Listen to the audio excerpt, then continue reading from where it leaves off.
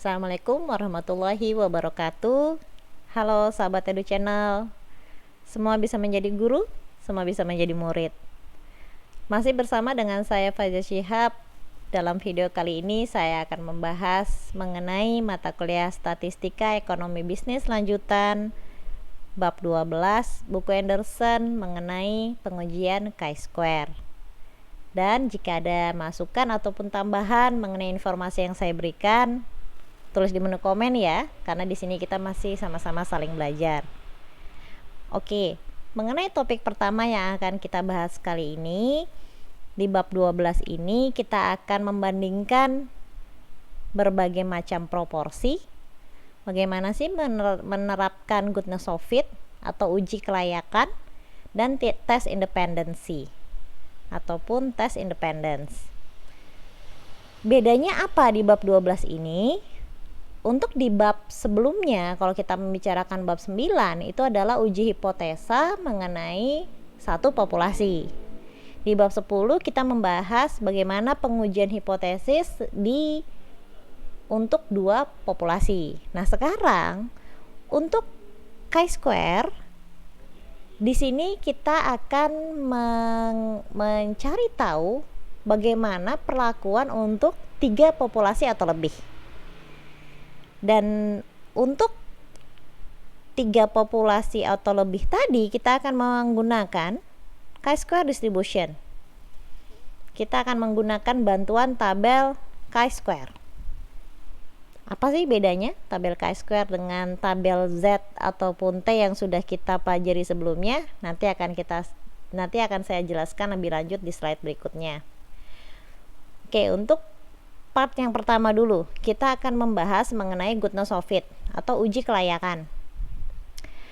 Uji kelayakan ini untuk kita akan terapkan untuk memilih asumsi mana yang akan kita gunakan nantinya. Apakah hipotesa 0 atau hipotesa alternatif. Untuk tata cara bagaimana kita menggunakan uji kelayakan ini, yang pertama adalah kita harus terapkan dulu mana H0 dengan HA-nya. Ini sama, untuk kita menentukan H0 dengan HA tentunya kita baca dulu soalnya, lalu kita tentukan apakah dari soal tersebut one tail atau two tail. Jika one tail, yang mana nih? Lower tail atau upper tail? Setelah kita tentukan H0 dengan HA-nya, dari soal kita akan mencari tahu mana sih frekuensinya, atau yang kita sebut dengan observed frekuensi yang kita lambangkan dengan FI. Setelah kita tahu FI, maka kita akan hitung EI-nya berapa. Expected frekuensi ini adalah pengamatan atau banyaknya pengamatan yang akan didapatkan dengan adanya unsur sample size atau N kecil yang kita lambangkan dengan N kecil. Jadi frekuensi yang sudah ada, kemudian kita akan perkirakan ke depannya frekuensinya itu akan jadi berapa sih? Itu yang kita sebut dengan expected frekuensi. Kemudian setelah kita menghitung EI-nya, kita sudah tahu nih FI dengan EI, tentunya kita akan menghitung yang kita sebut dengan uji statistiknya. Karena untuk 3 populasi atau lebih, kita akan menggunakan bantuan chi-square. Sehingga ini rumus yang akan kalian pakai untuk mencari tahu uji statistik chi-square itu berapa. Yaitu FI dikurangin EI kuadrat dibagi EI. Setelah itu dijumlahkan, karena itu dilambangkan oleh sigma. Setelah kita tahu uji statistiknya atau chi-square statistiknya berapa, kita cari tahu dia masuk area mana, tolak H0 kah atau terima H0. Karena kan tadi kita ada 2 asumsi yang sudah kita buat ya, H0 dengan HA. Jadi pernyataannya mana yang kita pilih.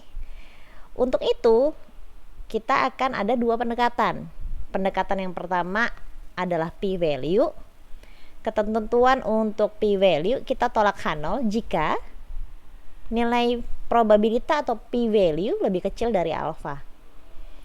Kalau kita menggunakan critical value atau nilai kritis, tolak H0 itu jika chi-square alfa lebih besar sama dengan chi-square tabel.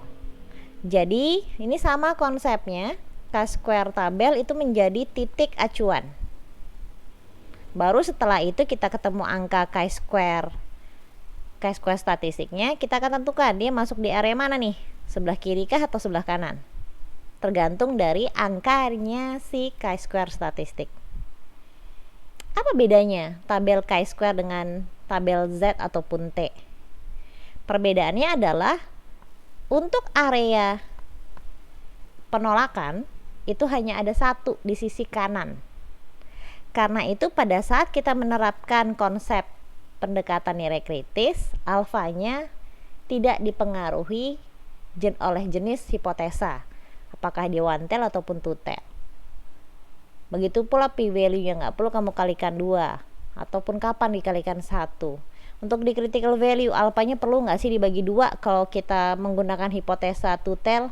Tidak perlu, karena untuk chi-square jumlah asirannya cuma 1. Jadi itu bedanya antara chi-square dengan tabel Z dan tabel T. Oke, ini adalah contoh soal pertama. Contoh soal ini ada di buku Anderson edisi 11 halaman 474. Saya bacakan soalnya. Consider the market share study being conducted by Scott Marketing Research. Over the past year, market shares stabilized at 30% for company A, 50% for company B, and 20% for company C. Recently, company C developed a new and improved product to replace its current entry in the market. Company C retains Scott Marketing Research to determine whether the new product will alter market share. Jadi, di sini terlihat data yang pertama bahwa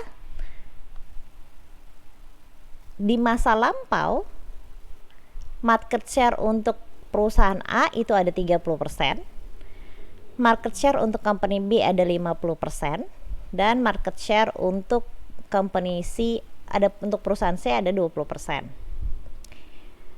Dalam soal di sini ada keterangan perusahaan C dia mengembangkan produk baru yang akan mempengaruhi pasar. Perusahaan C ingin tahu apakah produk baru mereka akan mempengaruhi nilai market share yang ada di data sebelumnya. Ini pertanyaannya. Whether the new product will alter the market share. Apakah produk baru akan mempengaruhi ataupun akan merubah market share yang sudah ada sebelumnya.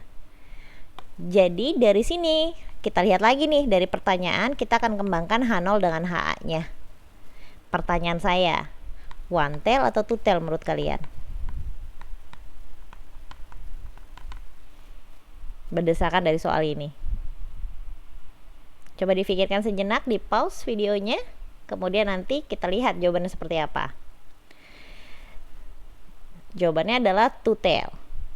Dan di sini untuk proporsi kita akan menggabungkan mereka. PA sama dengan 0,3, di mana PB 0,5 dan PC 0,2.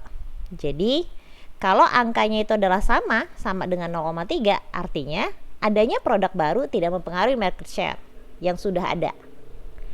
Namun jika PA tidak sama dengan 0,3, PB tidak sama dengan 0,5, dan PC tidak sama dengan 0,2, artinya apa? Berarti ada perubahan dong nih. Yang tadinya angkanya sebelumnya segitu, karena ada produk baru jadi berubah nih angkanya. Artinya apa? Adanya produk baru merubah market share dari perusahaan A, B, dan C. Oke, kita lihat bagaimana dia. Di dalam soal diketahui bahwa perusahaan A punya produk sebanyak 48 buah. kemudian di FB ada di perusahaan B ada 98 dan di perusahaan C ada 54. Di sini nanti kamu bisa lihat tabelnya di dalam buku ya, di halaman 474 dengan 475. Jadi ini sudah diketahui. FI sudah diketahui untuk perusahaan A, B, dan C. Namun selanjutnya adalah kita harus hitung expected frekuensinya berapa, dimana di dalam soal diketahui N-nya sama dengan 200. Lagi-lagi ada di buku untuk keterangan ini. Jadi expected frekuensinya berapa? Expected frekuensi adalah N dikalikan proporsinya, jumlah sampel dikalikan proporsinya, dimana 200 kalikan 0,3 untuk yang perusahaan A, 200 dikalikan 0,5 untuk perusahaan B, 200 kalikan 0,2 untuk perusahaan C. Akhirnya dapat nih 60, 100, dan 40 masing-masing untuk perusahaan A, B, dan C. Langkah berikutnya apa yang kita lakukan? Kita akan hitung chi-square statistiknya, dimana rumusnya adalah 48 dikurangin 60 dibagi dipangkat 2 dulu baru dibagi 60. Kemudian untuk yang B nya 98 dikurangin 100 pangkat 2 dibagi 100. Lalu untuk yang perusahaan yang ketiga yang C 54 dikurangin 40 pangkat 2 dibagi 40. Ketiganya kita akan jumlahkan, akan ketemu angka 7,34. Lalu kita lihat bagaimana dia.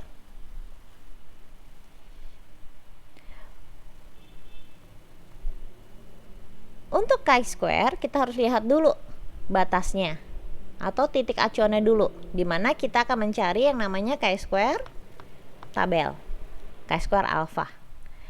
Untuk chi-square alpha syaratnya adalah alpha dan degree of freedom-nya adalah K-1. Harus hati-hati untuk topik-topik dari saat ini dan berikutnya. Untuk degree of freedom itu beda-beda tergantung dari subtopik mana yang kamu sedang kerjakan. Untuk chi-square degree of freedom-nya adalah K-1. K itu apa? K itu adalah perusahaannya atau populasinya ada berapa. Karena kita ada perusahaan A, perusahaan B, dan perusahaan C, maka di sini adalah K-nya adalah 3. Jadi degree of freedom-nya adalah 3-1.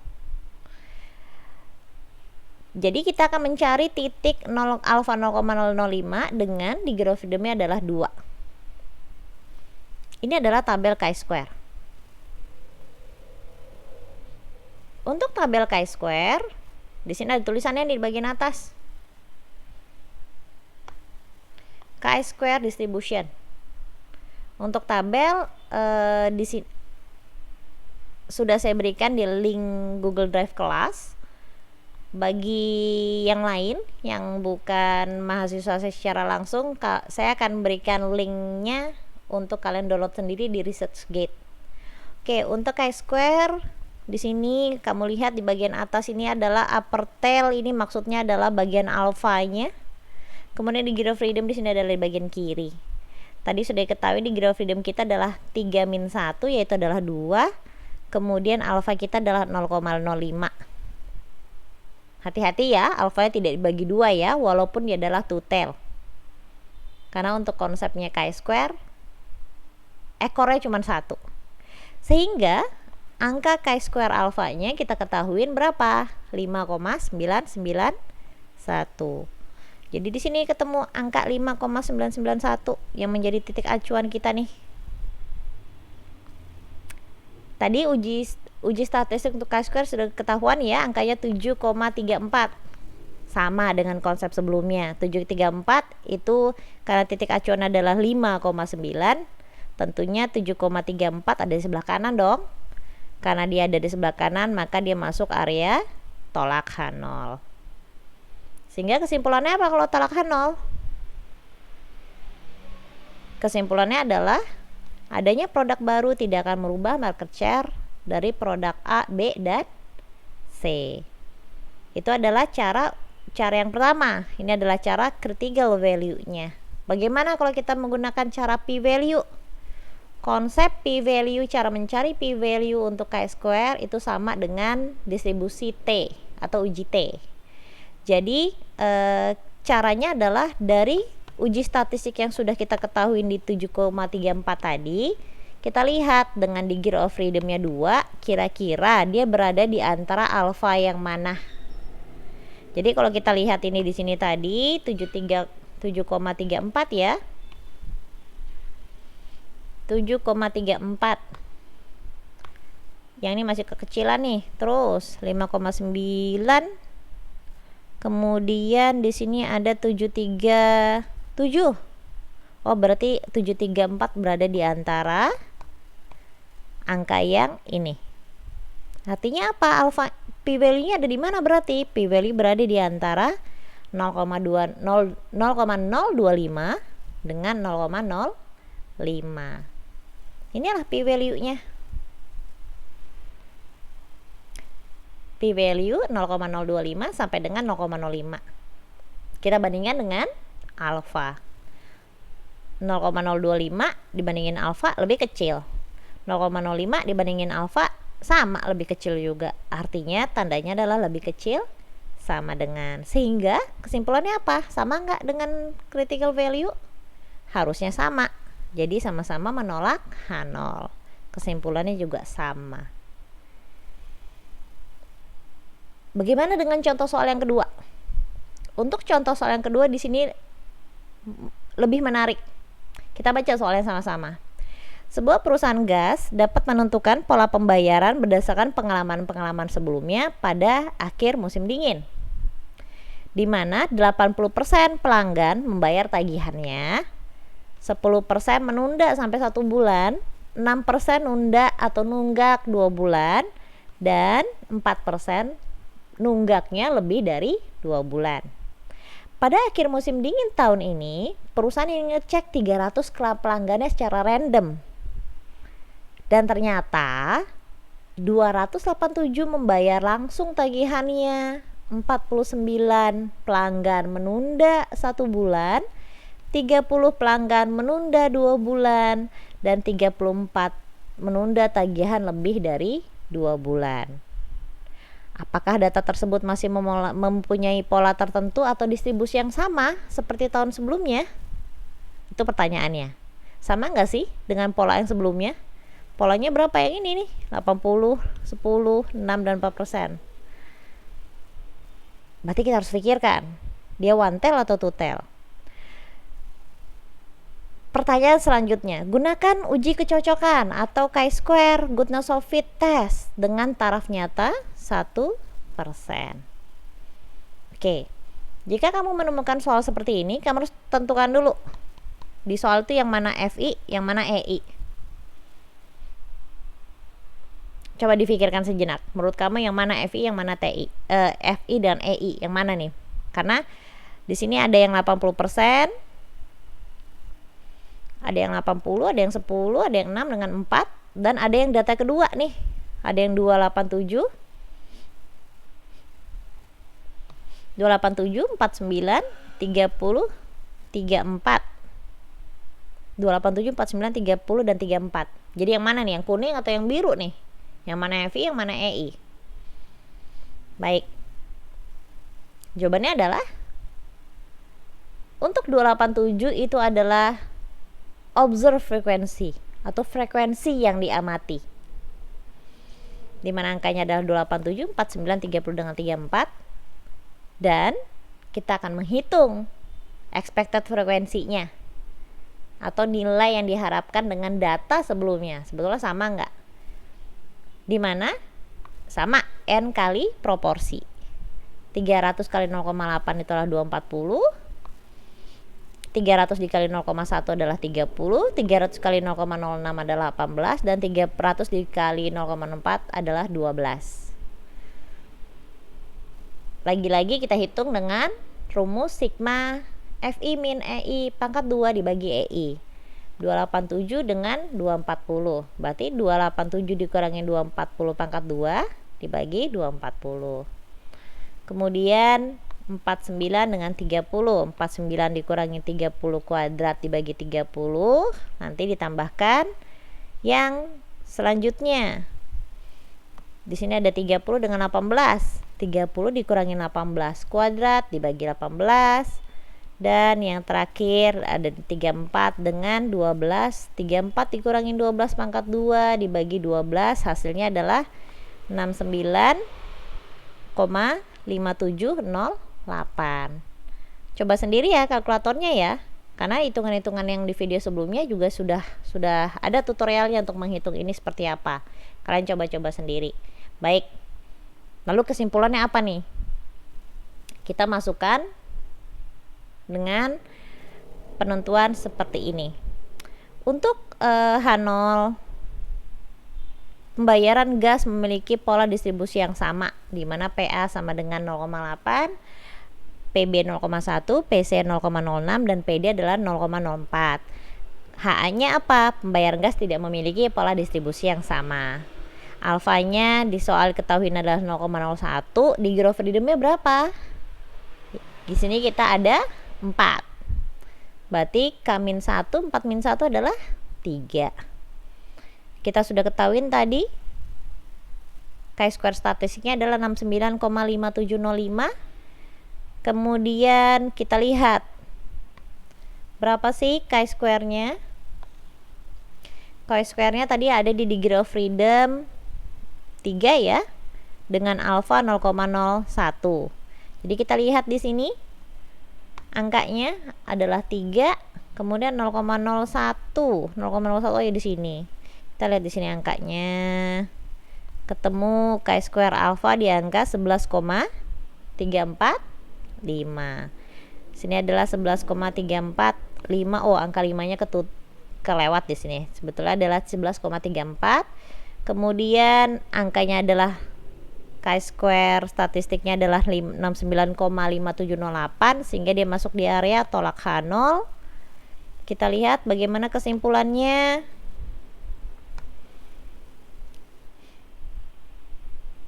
Ini adalah kesimpulan yang pertama. Kalau kita menggunakan nilai kritis atau critical value, karena chi-square lebih besar, sehingga dia akan masuk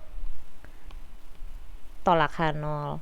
Untuk p-value sama dari angka 69 tadi, kita lihat dia ada sebelah mana. Jadi kalau untuk di sini degree of freedom 3, 69 jauh banget ya, di kanan ya. Kamu boleh bilangnya p-value-nya nggak usah pakai antara juga nggak apa-apa, pakai cara kedua boleh, yaitu adalah p-value lebih kecil dari 0,005. Karena dia ada di sebelah sini ya, di sebelah kanan, jauh sekali 69. Maka p-value lebih kecil dari 0,05. Jadi di bagian sini p-value-nya bisa ada dua jawaban. Bisa sampai dengan 0,025 sampai dengan, atau p-value-nya ternyata adalah lebih kecil dari 0,05. Jadi kalau kita lihat 0,005 udah lebih kecil dari 0,01. Berarti kalau dia lebih kecil lagi ya pasti lebih kecil tandanya. Sehingga tetap tolak H0. Artinya apa kesimpulannya? Tolak H0 artinya pembayaran gas tidak memiliki pola distribusi yang sama. Baik. Untuk yang bab yang selanjutnya, kita akan membahas mengenai tes independensi. Dimana kalau kita membicarakan tes independensi, ini kita ingin mengetahui antara populasi yang satu dengan populasi yang lain itu independen atau tidak sih? Maksudnya independen di sini adalah yang satu mempengaruhi yang lain tidak? Apakah yang satu bergerak yang akan mempengaruhi pergerakan yang lainnya? Contohnya, kalau hari ini saya mengajar statistik dan di jam yang sama dosen lain mengajar statistik, masuk atau tidaknya kelas saya tidak akan mempengaruhi kelas dosen yang lain. Artinya kelas saya independen dengan kelas dosen yang lain. Nah, sekarang bagaimana untuk mencari tahu ataupun menerapkan konsep chi-square dalam tes independensi? Kalau dalam soal ditanyakan si A independen nggak terhadap si B, berarti kamu sudah harus langsung melihatnya ke tes independensi untuk yang chi-square. Yang pertama sama, kamu harus menentukan H0. Kemudian mencari tahu FI-nya, menghitung EI, expected frekuensi, namun rumusnya berbeda. Rumusnya adalah total baris dikalikan total kolom dibagi jumlah sampel. Ini bedanya antara goodness of fit dengan tes independensi. Bedanya ada di rumus EI. Kemudian nomor 4, kamu akan menghitung tes statistiknya dengan rumus yang sama karena kita menggunakan chi-square, di mana itu adalah FI min EI pangkat 2 dibagi EI. Jadi sama aja. Rejection rules-nya juga sama. Jadi yang membedakan hanya di EI saja. Contoh soalnya seperti apa? Contoh soalnya adalah seperti ini. Ini adalah contoh soal yang ketiga. Di sini ada typo sedikit ya. Ini adalah contoh soal yang ketiga.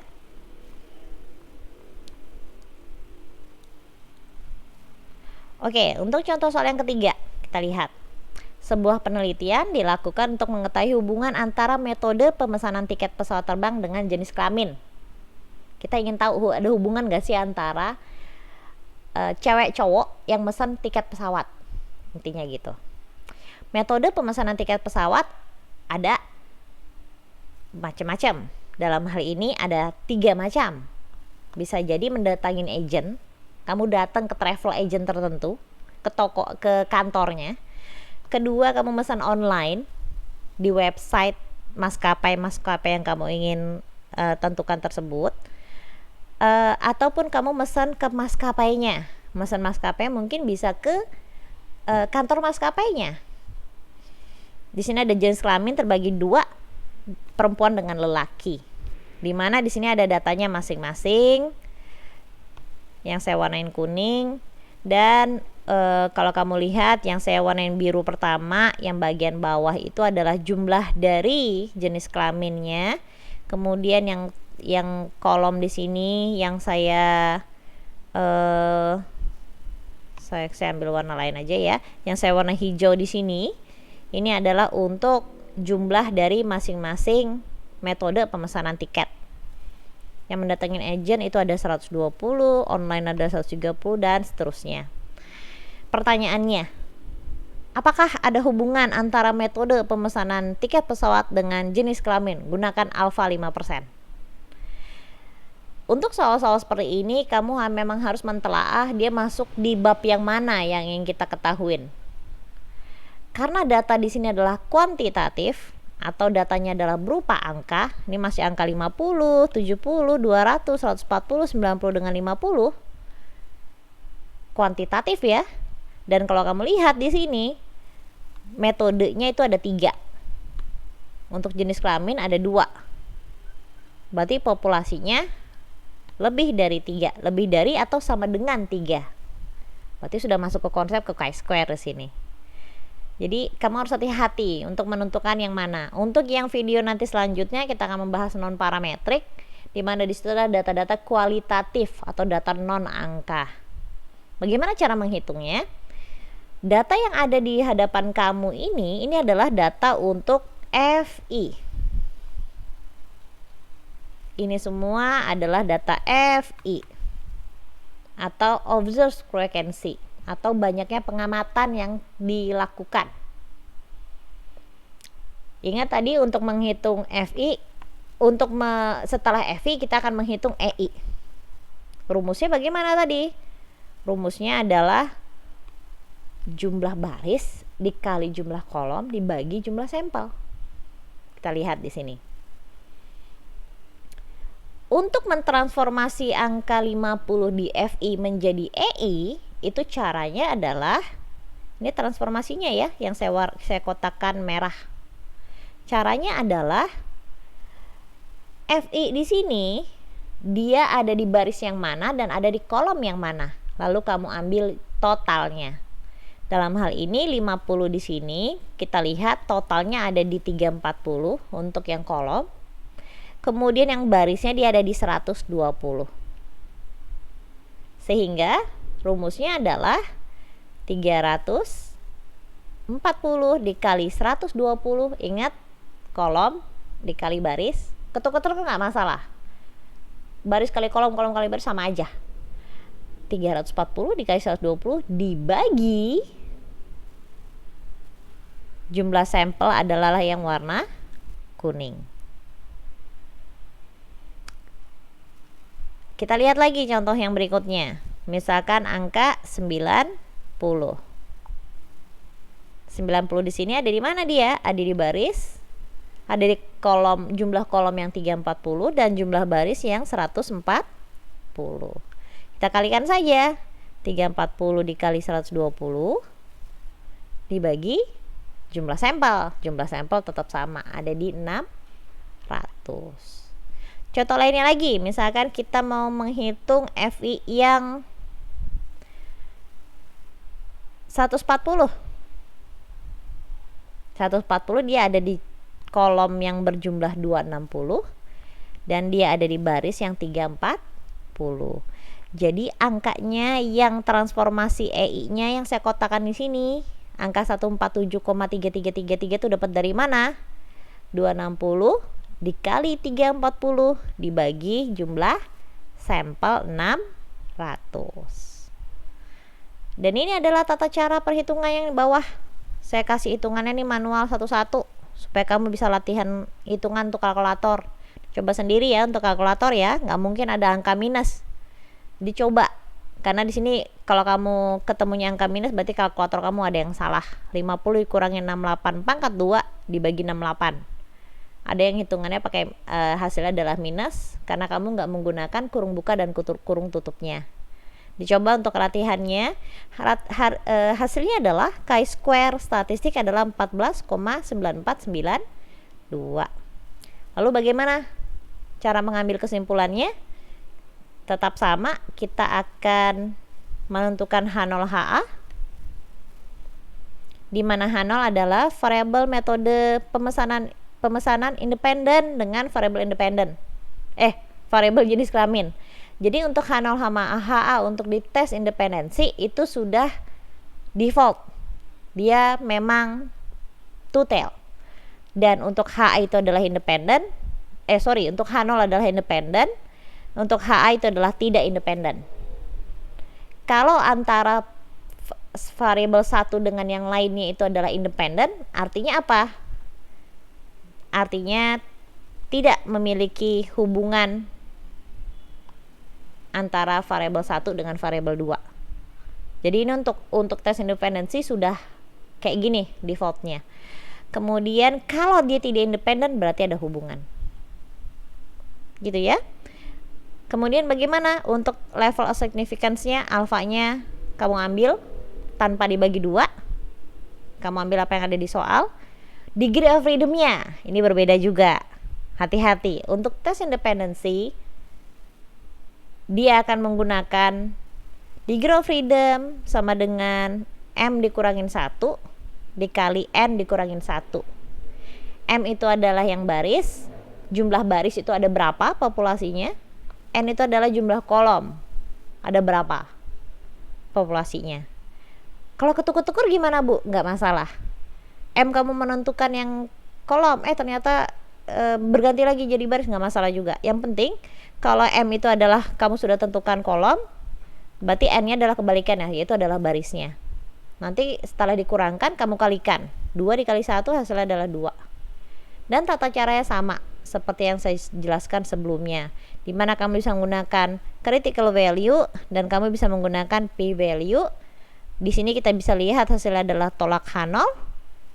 Tolak H0 artinya apa? Tolak H0, H0 kita tolak, berarti kita ambil HA. Artinya ada hubungan antara variabel metode pemesanan tiket dan jenis kelamin. Di bab 12 ini ada tugas 5 yang harus kalian kerjakan. Dalam tugas 5 ini ada 2 soal. Soal yang pertama, Dengan soal yang kedua, tata cara dan deadline pengiriman itu ada tertera di akhir slide nantinya, kalian bisa lihat sendiri. Demikian video kali ini. Jika ada masukan yang lebih baik dari informasi yang saya berikan, ataupun kalian ingin request informasi-informasi lainnya dalam Edu Channel ini, silahkan tulis di menu komen ya. Itu tandanya kita semua bisa menjadi murid. Baik, demikian saya Faiza Shihab undur diri dulu. Semoga bermanfaat. Wassalamualaikum warahmatullahi wabarakatuh.